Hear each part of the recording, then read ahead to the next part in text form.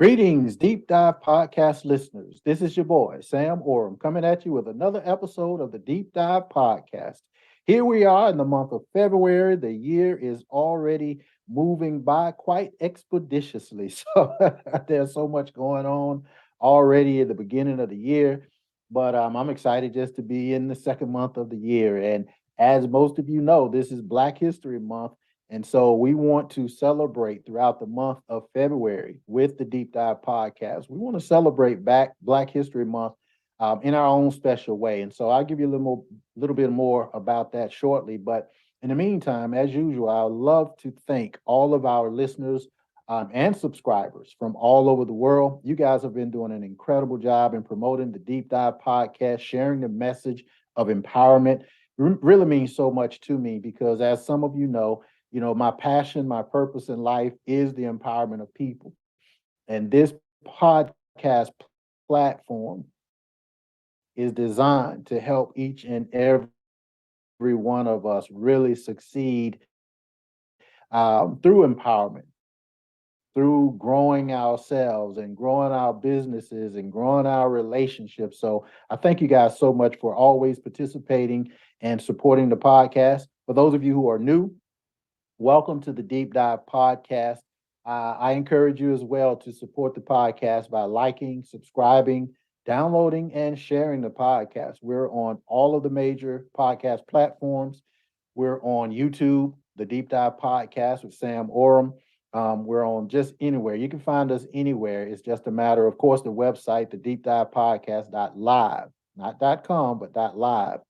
Check out the website, and you can also see all of the previous episodes. So we're excited to be able to just come to you every single week with empowerment and entertainment. But again, this month, the month of February, we're going to be doing a lot in terms of, acknowledging, recognizing, and just sharing with people the importance of Black history. I think I talked about last February in Black History Month, I talked about what Black History Month is and what's it all about. There's so many misperceptions and things of that nature of what Black history is, and people are like, oh, we got the shortest month of the year and all that other kind of stuff. But there's a very specific reason it's in the month of February. I'm not going to go through that right now. We take too much time, but you can go back and listen to actually the previous episode. Believe it or not, it was a year ago. You can go to the Deep Dive Podcast.live and really see and understand why it's the month of February that we are participating with Black History Month. But what I wanted to talk about tonight, and this is a very, very serious topic, and I'm going to tie it in to what's going on today,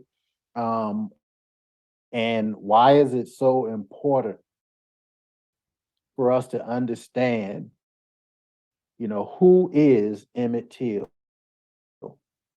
Why should we know who Emmitt Till is?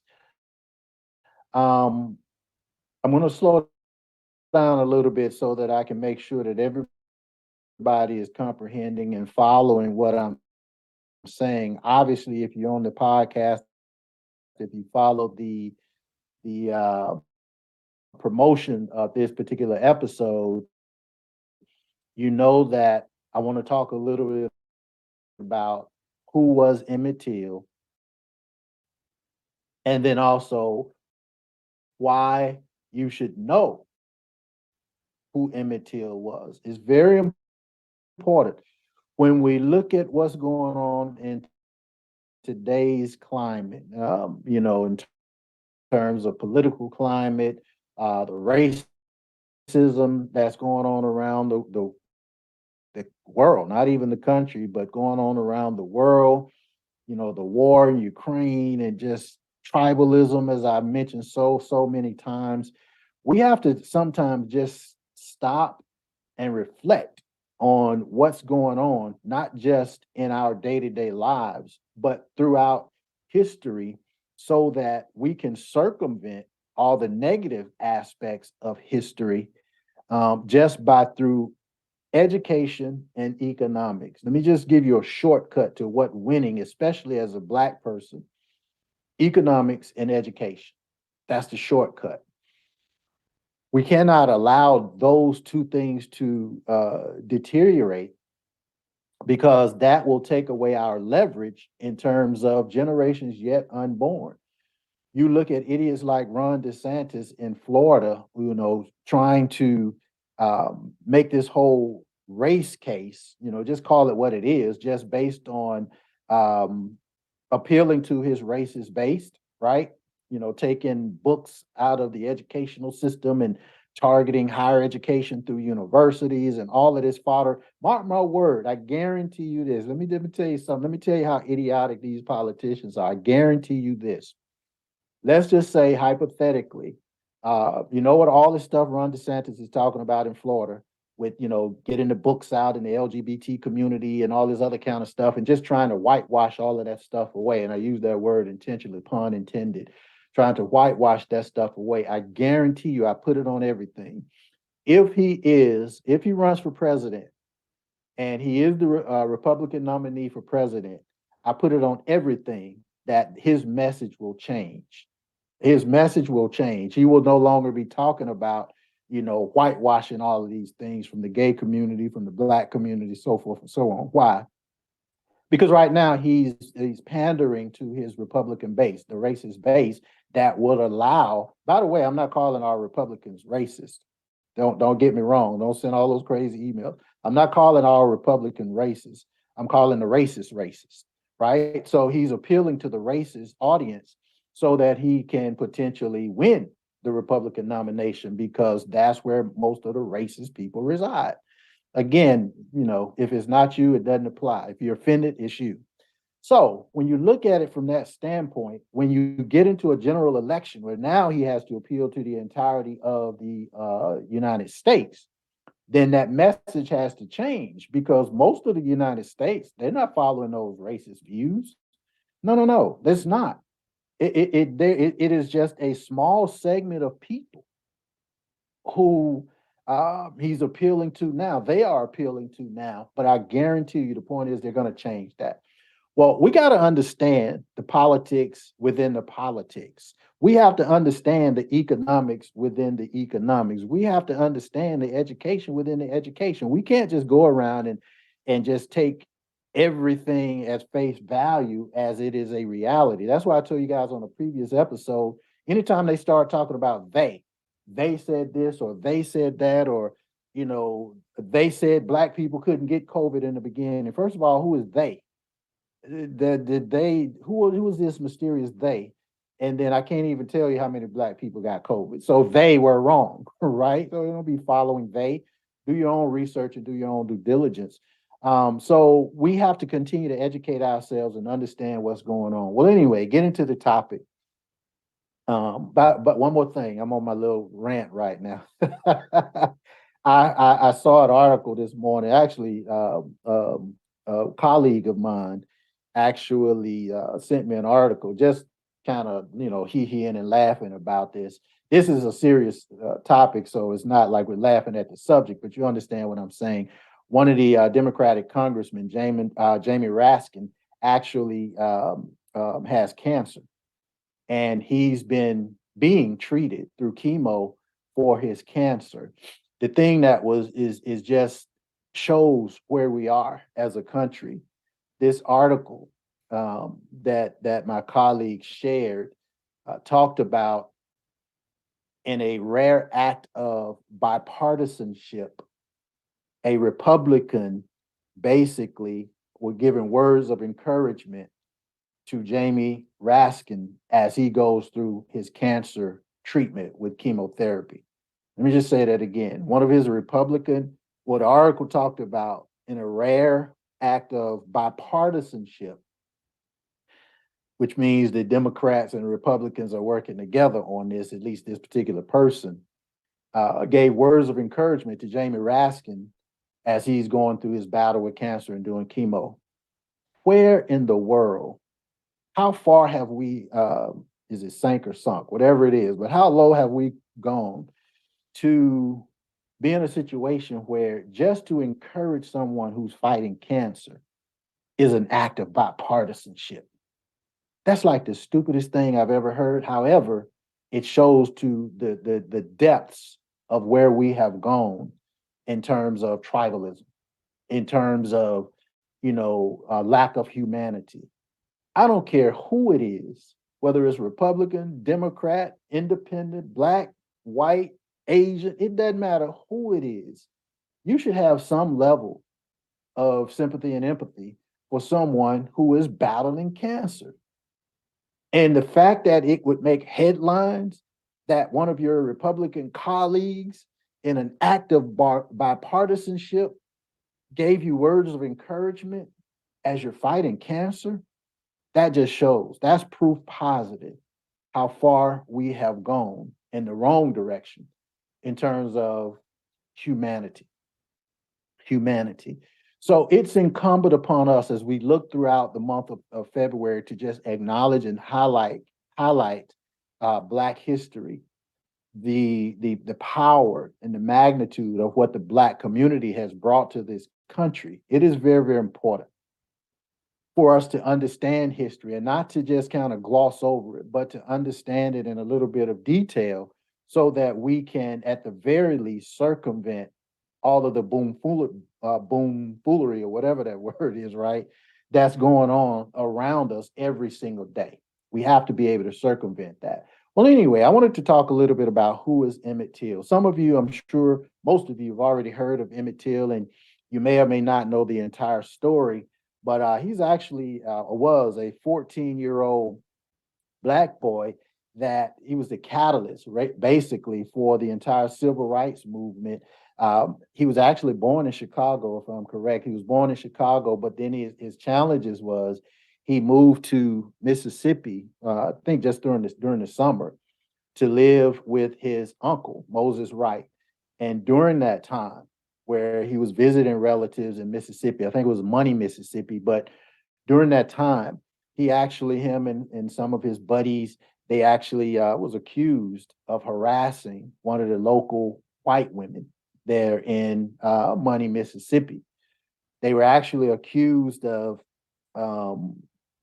touching or being flirtatious, or Emmitt Till was, or whatever the case may be, to this white woman. Now, this white woman was a grocery store owner. Again, you may have to double check some of my facts. A lot of this I'm just going off the top of my head. But this white woman was a grocery store clerk, and I think she was the wife of the owner of that convenience store. And long and short of it, when Emmitt Till, quote unquote, supposedly made this pass or whatever it was to this particular white woman, then a few days later, he was abducted from his uncle's house, Moses Wright. He was abducted and he was beaten. He was, of course, they killed him. His body was disposed of in a nearby river.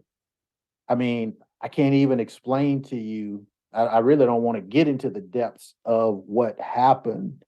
It kind of reminds me of the Tyree Nichols situation, but how mutilated his body was, all of those things happened.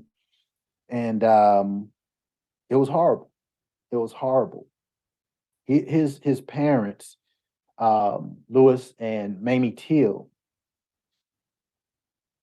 you have to think about this, guys, and I want you to really understand this. Now, you're talking about in the 50s, right? His parents, he never knew his father. I'm talking about Emmitt Till. He never really knew his father, but his father was actually a private in the United States Army during World War II. So you think about this. Even though Emmitt Till didn't really know his father was a private, United States Army, World War II. You got people, Black people, who are fighting for freedoms, right, in World War II for a country where in the country, the father of the man the father is fighting for rights that his son is not even receiving in the country that he's fighting for. In other words, he was killed based on race and things of that nature, and his father being a private in the United States Army fighting for said rights. That seems so backwards to me. I don't know about y'all, but that seems a little backwards to me, right? Um, and then when you think about it, Mamie Till, his mom, she was a single mother. Obviously, like I said, the father wasn't there. So she's a single mom. She worked just like a lot of single moms, long hours. But check this out. And I didn't know this until I just kind of doing a little research myself. But she was actually a clerk with the Air Force. She was in charge. Think about this. She was in charge of secret and confidential files in the Air Force. In other words, she had a pretty good gig, right? So the mom is in the Air Force, a clerk in the Air Force, not in the Air Force, but a clerk in the Air Force responsible for confidential and private, classified type documents. Father is a private in the U.S. Army fighting in World War II, yet the son is killed through racism because someone thought, no, not proven, you'll never know that, but thought that this young 14-year-old boy was making a pass at your ugly old white wife, right? By the time this podcast is over, I will have lost a third of my audience. I promise you that on everything, but that's okay. It is what it is. So this 14-year-old guy, they thinking he made a pass at this white woman. Well, I don't know. We don't know. You'll never know whether that was the case or not. But what ultimately happened is, they kidnapped Emmitt Till a few days after this supposed incident, and as I mentioned, they killed him. They mutilated him.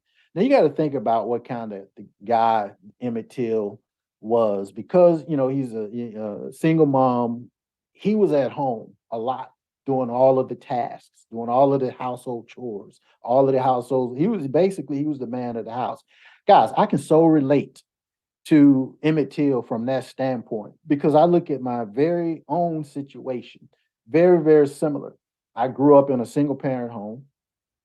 My mom was the breadwinner in the home. And, myself, it was just me and my two sisters, Lisa and Carol. So that was my story, right? And me being the oldest child, I had a lot of responsibilities. I remember Carol, Lisa probably not going to admit it, but I remember, mama was working, and I'm 12 years old, 13 years old, whatever, 14 years old, same age as Emmitt Till. I'm combing their hair and putting these things on. They used to call them ropes. I don't know. Some of y'all may know what I'm talking about, but they called them ropes. It looked like ribbons, but they were big ropes. And I would comb their hair and put the ropes and all this stuff on their hair. I would do cooking. I would do cleaning. I would just make sure everything was straight. I would do everything that I could possibly do. Laundry, homework, do my homework, help with their homework, all these type things, because I felt like I was the man of the house. Even before that, my grandma died when I was 13. But even before that, I remember giving her insulin shots, taking care of grandma. Most of the relatives didn't want to give her shots. So I remember giving her insulin shots because I felt like that was my responsibility. So I can so relate to Emmitt Till in that regard, being raised by a single mom and then trying to fill the gap by doing those things. One other thing that I can so relate to, there was a good friend of mine in high school. I'm not gonna mention his name because his family may be listening. I don't know. I don't want to get into that part, but very good friend of mine. I remember as clearly as it was yesterday. This was a Friday afternoon, and I went to high school at Sidney Lanier in Montgomery, Alabama, and I remember on the Friday afternoon, I was talking to my friend, and he was telling me he was so excited about this his new girlfriend. Is this white girl? He got this white girlfriend, and he was so excited about this white girlfriend. And I remember telling him, "Bruh, you better leave that girl alone." Mind you, we're in Montgomery, Alabama. Need I say more, right? And I'm not gonna tell you the year, but this was a long time ago. And I'm like, bruh, You better leave. I say it was Lanier. It may have been in middle school, Bellingrad, but either way, it's somewhere in that time frame. But I remember telling him, bro, you better leave that girl alone because these people, they just don't play when it comes to that. They, you mess with this white girl, blah, blah, blah. And he was all excited and drunk and like, no, I'm doing this and we're doing that and all this other kind of stuff. And I'm telling you, bro, I'm telling you, leave that girl alone. This is a Friday afternoon. That Saturday morning, they found him dead in a ditch. Less than 24 hours later, after I'm telling him to leave this girl alone. It was a racist murder. They killed him because he was trying to date this white girl. I learned my lesson a long time ago. I had one white girlfriend. Matter of fact, I was so young. I probably was about, I don't know. I don't even know if I was a teenager yet, right? But I had this one white girlfriend. I used to love this chick. I used to come to school, bring her now laters. Y'all know what that is. I used to bring her now later, bring her a pack of now laters. Now back then, now laters were a big pack of big pack of now laters, 8, 9, or 10, cost a dime. And I remember taking that dime. I used to bring her a pack of now laters to school. And then somebody told me something about, even bringing now laters to that white girl. They had to tell me but one time. They had to tell me one time. That was it. That was my one and only white girlfriend. But yeah, my buddy, the name almost slipped out. But my buddy, yeah, he didn't from that Friday eve afternoon to that Saturday morning, they murdered him because of his white girlfriend. The more things change, the more things stay the same. We have to, understand these things. And I don't like talking about a lot of this stuff because it gets me so angry. It makes me come out of my shell, and it gets me just so angry. A lot of people have been asking about the Tyree Nichols video, and I haven't watched the video. And the reason I haven't watched the video is because it will get me so angry that I may say something or do something or whatever the case may be that I should not. So it just really makes me angry. It pisses me off, to be quite honest with you. So I haven't watched it. I don't intend to watch it. Even talking about a lot of this stuff with Emmitt Till, because of what I lived, because of my friend being killed, and all of these other things, it just literally enrages me. So, but I think it's necessary for all of us to understand what went on and what's going on. So again, our thought, our objective is to be able to circumvent racism, economics, and education. Circumvent that so that we can still succeed. All right. So that's very important. So anyway, just kind of back to the whole story with Emmitt Till. Some of the kids that were supposedly either in the grocery store or outside of the grocery store. Again, you never really get all the details. They reported that either he whistled at the lady or flirted with the lady or touched her hand or whatever. She was a female clerk there, like I said, and her husband owned the store. Her name was Carol Bryant. That's the white lady name. Her name was Carol Bryant. And so yeah, well, whether he did any one of them, whistled at her, you know, flirted with her. I can't imagine a 14-year-old flirting, but maybe, or touched her hand in some regard. It did not warrant what happened 4 days later. 4 days after that, it was about 2:30 in the morning. So late night, early morning on August 28th. This was 1955. The husband of Carol Bryant, his name was Roy Bryant. Okay, the husband. Remember, he owned the store where Carol Bryant was the clerk, and then Carol's half brother. His name was JW. I think it was Milan or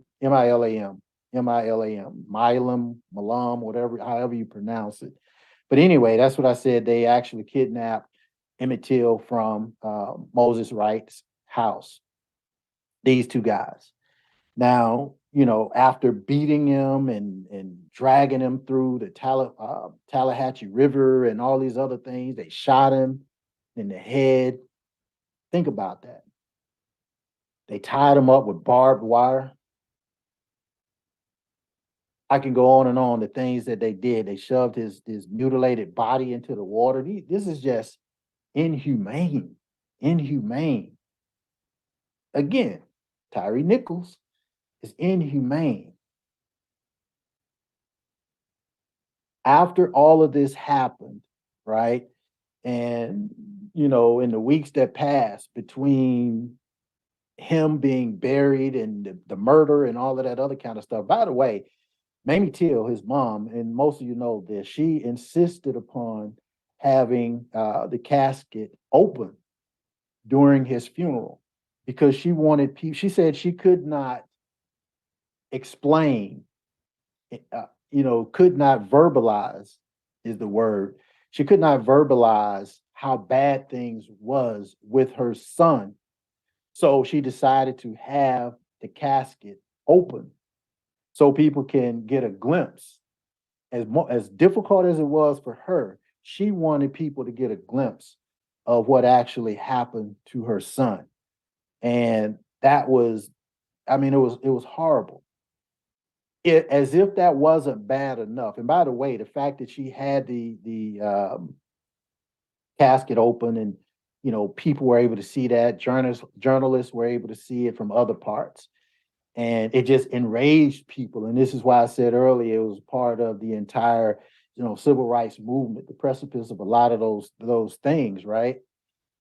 But they eventually arrested and Roy Bryant, again, that's the husband of Carol Bryant, that was the store owner, and they also arrested the J.W. Milam, who was the half brother. They put him on trial, right? They put him on trial, all these other things, and you have to understand the time. You're talking about 1955, 1956. There were no women jurors. There were no black jurors, of course. So the jury was an all-white male jury.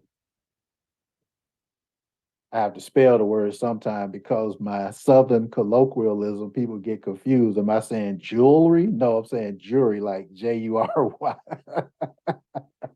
Jury, the jury. I know it sounds like I'm saying jewelry. But anyway, it was all white jury. And long and short of it, they acquitted him. They acquitted both of those guys. They acquitted both of those guys. Think about that. Roy Bryant, they acquitted him. J.W. Milam, they acquitted him for all that they had done.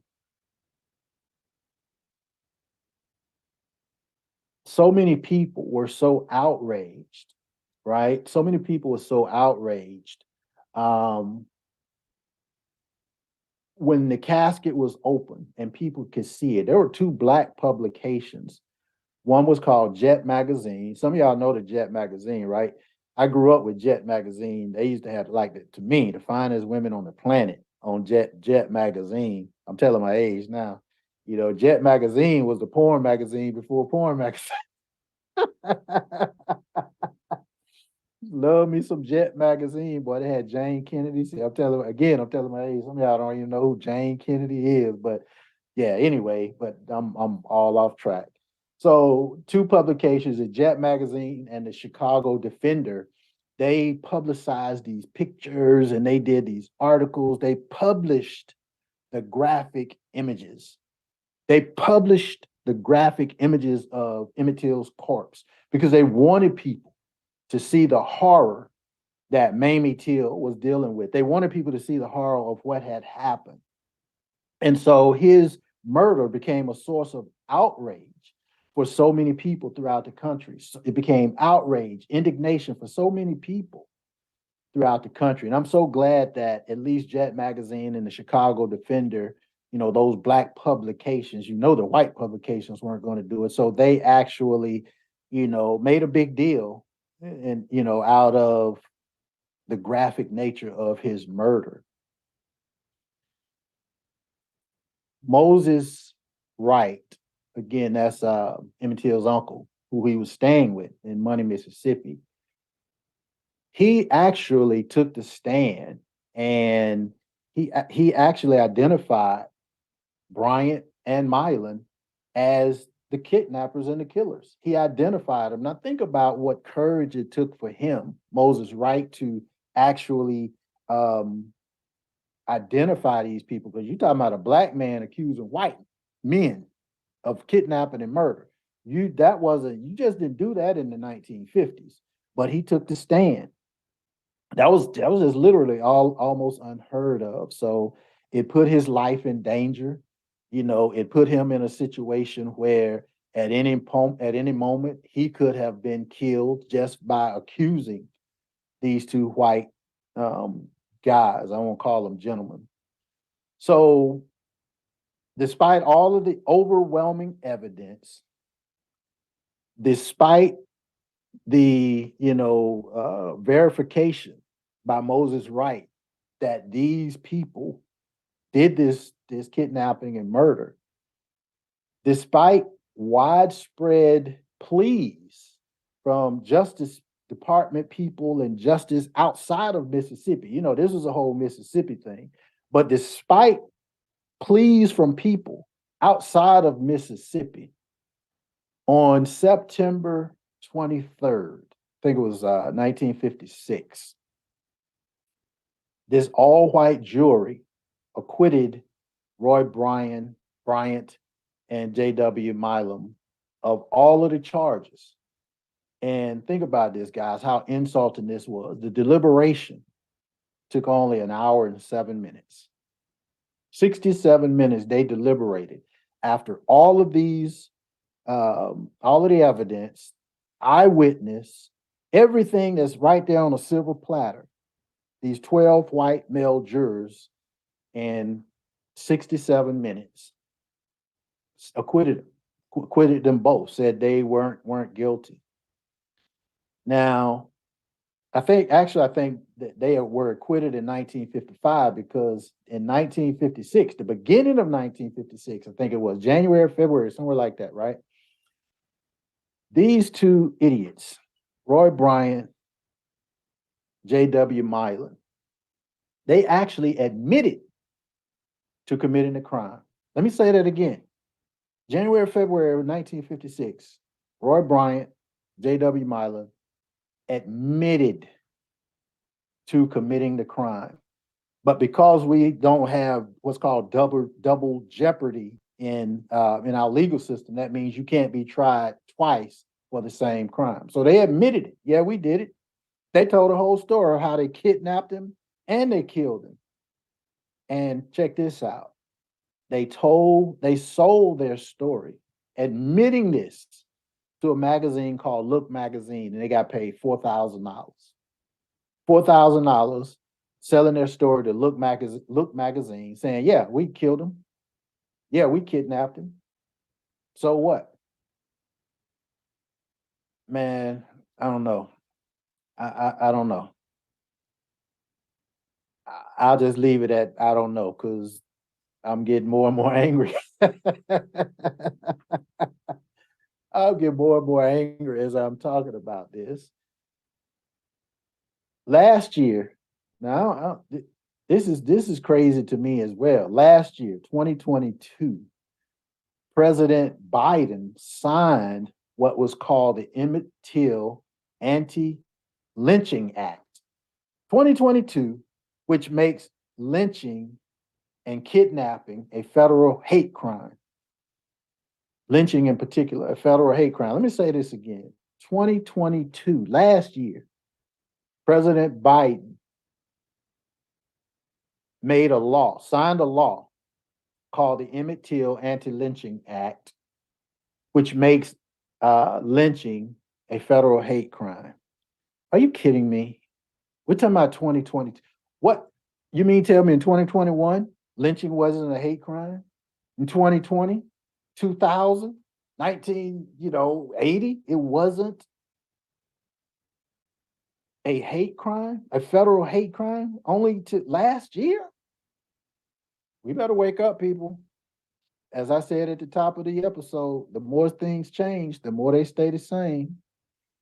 A lot of people are trying to, take the country back to where they think it should be. And um, I hear a lot of people all the time talking about we're gonna take our country back. Take it back to where? From whom? Where are you gonna take it back to? If anybody need to be taking it back is the Indians, right? Where are you going to take it back to? What are you trying to take it back to? And then they got all these subliminal messages and all of this stuff and all of this idiocy that we fall into, all of these traps that we fall into through social media, through all of these other things that are designed to direct our mindset in a certain way so that we are tricked and fooled. Don't be tricked nor fooled. This is why they want Black history out of the educational system, because the more you know, the more you can circumvent. But we want to go around and, um, act like everything is hunky dory when it's not. When it's not, you got people that want us to go back to what they consider. Well, let me just say it. They want us to go back to 1955, where it was all about white men. White men. I couldn't have lived. I wouldn't have lasted no time back there, because with my mouth, I don't know, you know. Plus, yeah, they would get me. They probably would have killed your boy, but I would have took me 2 or 3 of them with me. I promise you that on everything. But I wouldn't have lasted long. I know it may say, well, you got a different mindset today than you would have had in 1955. I beg to differ. I just can't see it. I just can't see it. I even watched this show. I told you I watched this crazy show on BET Plus called Ruthless, right? And they got this supreme being called the Highest, and the Highest got all of these people in this compound. Man, I've been to beat the Highest ass and gone about my business. And you just gonna tell me that I'm gonna stay up in here and do what you say because you are the quote unquote highest? You better get your high butt from around me. So as I close out, because I'm getting way, I can hear it now. People, I can hear it now. But you know what? I really don't care. It is what it is. I'm just being honest. This Black History Month, we got to just say it like it is, And I don't want us to go back to those times where, we had no rights. We could not thrive because we were oppressed in so many areas, and you got so many people that want to bring us back to that area, that period of time. Even the former two-time impeached, disgraced former president, that's where he wants us to be. Some of you're not gonna listen to this podcast ever again because of what I'm gonna say, but I truly believe that guy is the son of Lucifer. He is a devil. I really believe that with everything that's in me. And so if you don't, that's just my opinion, and my opinion can't be disputed. You may have a different or varying opinion. There's nothing he's ever done for Black people that didn't have some type of benefit to him. If it didn't benefit him, he don't care about Black people. So anyway, yeah, I'm gonna get it. I'm gonna hear it. Y'all say your email this one time. Don't send me no emails. Don't send me no text chats or nothing unless it's attaboys. Don't send me no nasty stuff, because the mindset I'm in throughout this whole month, I'm gonna send you one back. If you can see on YouTube, I'm shaking my head like the women. I'm gonna send you one back, and I'm gonna tell you about yourself, right? So let me close this podcast out, because I don't know where I don't know where this thing has gone. If I didn't own this radio station and if I didn't own this podcast, they would have taken me off the air. But fortunately for me, I own the platform that it is airing on, and I own the podcast that is being produced. So nobody can tell me what to do. Now, last thing is this, guys, in all seriousness, I think I would encourage everybody. Whoopi Goldberg has a movie called Till. It was recently released. I think pre-release was in end of 2022, and the movie is released now. Take a look at the movie. Please take a look at the movie Till.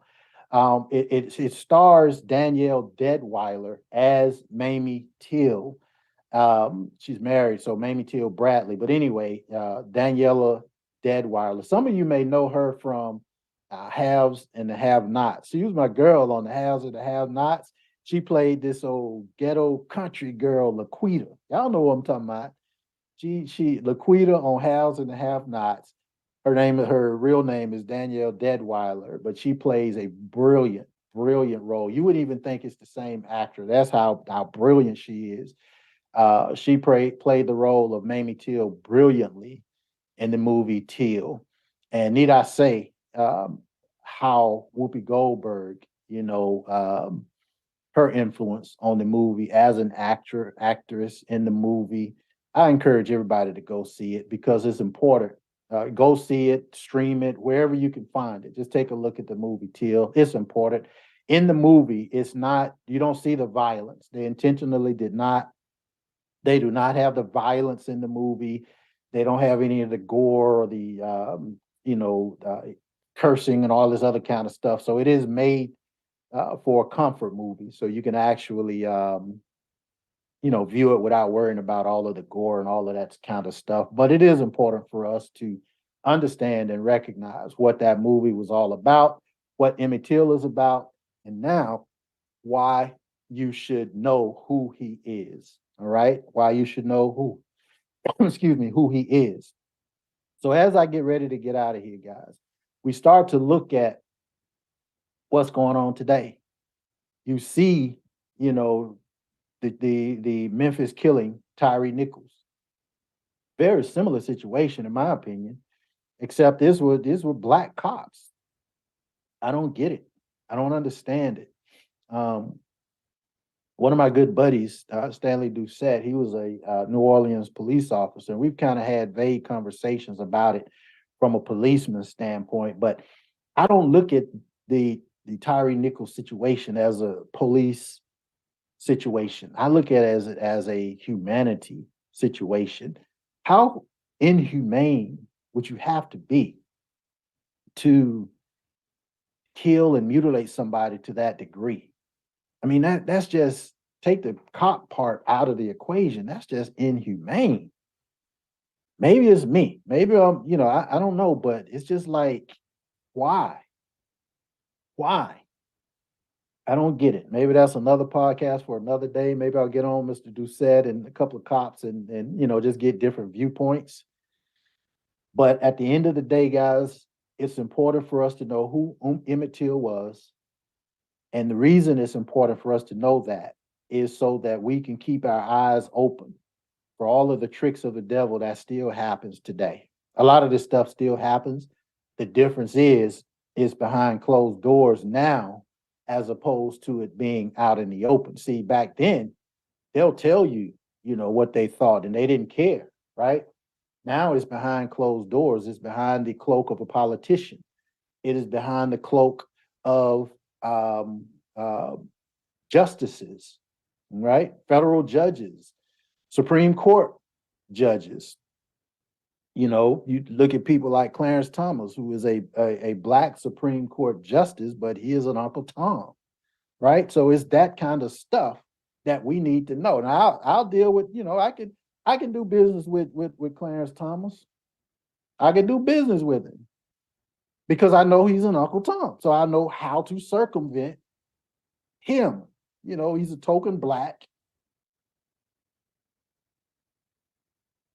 So, at the end of the day, guys, let me just close this podcast out because I'm just, I can hear it now. I can hear it now, Lord, I can hear it now. But two things you can't argue: someone's opinion or facts. And all I gave tonight is either my opinion or fact. Neither one can be disputed. So with that, guys, I appreciate each and every one of you joining me on this particular episode of the Deep Dive Podcast. Next Thursday night, we're going to have the next version of the Black History Month podcast. I don't know what I'm going to talk about yet. I only got this topic today. So I decided today that I'm going to talk about this tonight. So I don't know what I'm going to talk about next Thursday, but it's going to be Black History relevant. I want you to tune in. I want you to get everybody else tuned in. Encourage people to take a listen to this particular episode because it's very important to understand who Emmitt Till is and why it's important to understand that. People who get it, they get it. If you don't get it, don't agree, and don't want to listen to the podcast again, I understand. I get that as well. But at the end of the day, like I said, opinions or facts can't be disputed. Continue to like, subscribe, download, and share the podcast if you see a value in it. And continue to support. Go to the website, the Deep Dive Podcast.live. Also, go to the YouTube channel, subscribe, and share so we can continue to get the message of empowerment and prosperity throughout the globe. With that being said, God bless each and every one of you, and I'll see you on the beaches of the world.